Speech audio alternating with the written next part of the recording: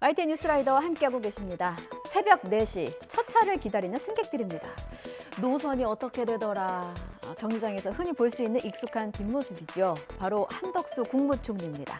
시민들과 함께 146번 출근 버스에 올라서 서로 덕담을 주고받았는데요. 시민들은 이런 부탁을 했습니다. 첫 차를 10분만 당겨주십시오. 어떤 이유 때문일까요? 146번이 정말 고맙고 감사해요. 이 차를 10분 전에 내보내달라. 그걸 요구하는 거예요. 이 버스가 146번이라는 게 힌트입니다. 노선을 보면요. 이 버스는 서울 상계동에서 출발해서 강남역을 오갑니다. 탑승객 대부분은 업무용 빌딩이 즐비한 강남에서 청소, 미화원, 경비원 등으로 일하는 분들입니다. 사무실 직원들이 출근하기 전까지 업무를 마쳐야 하는데 새벽 4시에 출발하는 첫 차를 타도 항상 시간에 쫓겼던 겁니다. 목적지에 내려서 일터까지 잰걸음은 필수였죠. 출근 시간에 10분, 아니 5분도 얼마나 귀합니까? 촉박한 업무 시간에 일찍 출발하는 첫 차가 이분들께는 너무나 절실했습니다. 사연을 들은 한 총리의 대답 들어보시죠. 그래서 오세훈 시장한테 이거를 좀 꼭 좀 해주셔야 되겠다 했더니 1월 중순서부터 50분으로 하시겠다고 결정하셨어요. 10분 이른 첫 차로 조금이나마 무거운 짐을 덜 수 있기를 바랍니다. 매일같이 대한민국의 새벽을 열어주시는 모든 분께 감사를 전합니다. 다음 소식입니다. 수십 명의 사상자를 낸 방음터널 화재의 시작은 폐기물 수거 화물차였죠. 이 차량은 3년 전에도 주행 중에 비슷하게 불이 났었다고 합니다. 운전자도 같은 사람, 차량도 같은 차량이었습니다. 2009년식 차량이었습니다. 너무 오래된 탓은 아닌지, 정비는 제대로 됐던 건지 경찰이 운전자와 폐기물 수거 업체를 조사하고 있습니다. 하지만 갈 길이 멉니다. 보도에 김태원 기자입니다.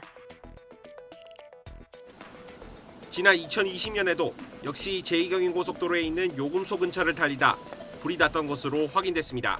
경찰은 2009년식인 집게차에 당시 이미 노후화에 따른 문제가 발생했을 가능성을 염두에 두고 있습니다. 그러나 경찰 수사가 최초발화 부분에 머무르면서 피해가 왜 커졌는지를 규명하려면 아직 갈 길이 먼 상황입니다. 무엇보다 터널 천장과 벽에 폴리메탈 크리산 메틸, 아크릴 소재 탓에 불이 빠르게 확산했다는 지적이 나오지만 터널 시공사에 대한 수사는 착수조차 하지 못했습니다.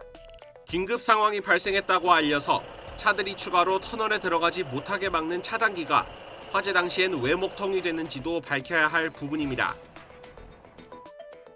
악질 중에 악질, 아동을 대상으로 한 성범죄를 근절할 수 있을까요? 제2의 조두순을 막아보자는 게 모든 국민의 간절한 바람일 겁니다. 한동훈 법무부 장관의 새해 일성은 미국의 제시카법이었습니다. 제시카법은 미국에서 아동 성폭행으로 목숨을 잃은 피해자의 이름에서 유래한 법입니다. 12살 미만을 대상으로 성범죄를 저지를 경우 최소 징역 25년에 처한다. 그리고 평생 전자발찌를 차야 한다. 이렇게 규정하고 있습니다. 자, 이 제시카법의 핵심은요, 바로 거주 제한입니다.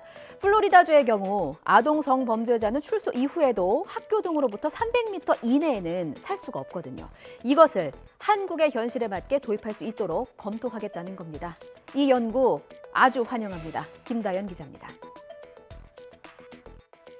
출소가 무산되긴 했지만 아동 연쇄 성범죄자 김근식이 머물기로 했던 지역의 주민들은 한때 도로까지 막아서며 분노했습니다. 상습 성폭행범 박병화가 자리 잡은 경기도 화성의 시민들은 강제 퇴거를 요구하고 있습니다. 아동 성폭행범 조두순의 이사 역시 극심한 반발에 부딪혔는데 특히 근처에 유치원과 학교가 많다는 점에서 주민들은 크게 불안해했습니다. 이런 상황 속 한동훈 법무부 장관이 새해를 맞아 첫 번째로 강조한 건 범죄로부터 안전한 나라입니다. 전과가 있는 아동 성범죄자가 40대에 출소하는 것에 대해서 저는 이해하기 어렵습니다. 미국의 제시카법을 우리나라 환경과 현실에 맞게 도입하는 방안, 획기적인 제도를 적극적으로 검토해야 할 때입니다. 법무부 관계자는 우리나라 실정과 헌법 가치와의 충돌 여부, 국민적 공감대, 예산 등을 고려한 연구 결과가 조만간 나올 거라고 설명했습니다. 전 여자친구와 택시기사를 잇따라 살해한 혐의를 받는 이기영입니다. 피해자들의 휴대전화로 바쁘다 뭐 이런 답장도 보내면서 피해자가 살아있는 척 거짓 행세를 하기에 바빴습니다. 죄질이 불량해서 신원까지 공개됐고요. 저희도 방송 통해서 증명사진 보여드리고 있는데 이게 좀 실물과는 거리가 먼 경우가 일수입니다. 도대체 신상 공개 효과가 뭐냐 싶으시죠? 그래서 체포된 범인을 촬영한 사진을 뜻하는 머그샷을 의무적으로 공개해야 한다는 목소리도 커지고 있습니다. 자, 먼저 경찰의 수사가 어디까지 진행이 됐는지 김근우 기자의 보도 먼저 보고 오겠습니다. 이기영이 전 여자친구의 시신을 유기했다고 진술한 경기 파주시 공릉천 일대 수색 작업은 뚜렷한 성과 없이 일주일 넘게 이어지고 있습니다. 경찰은 범행이 이뤄진 지난해 8월 중부지방에 큰 비가 자주 내린 만큼 시신이 바다로 휩쓸려갔을 가능성도 배제하기 어렵다고 보고 있습니다. 경찰은 전 여자친구의 유족들을 수소문 끝에 찾아내 DNA 대조 작업을 진행하기로 해서 수사의 실마리가 될 수 있을지 주목됩니다. 이기영의 추가 범행 의혹과 관련해선 새롭게 밝혀진 게 없습니다. 이기영의 통화 기록을 토대로 지인 380여 명을 조사했는데 또 다른 과거 여자친구 등 360여 명의 안전이 확인됐고 나머지 20여 명도 전화번호를 바꿔서 연락이 닿지 않는 등 특별한 범죄 혐의점은 없다는 게 경찰의 판단입니다.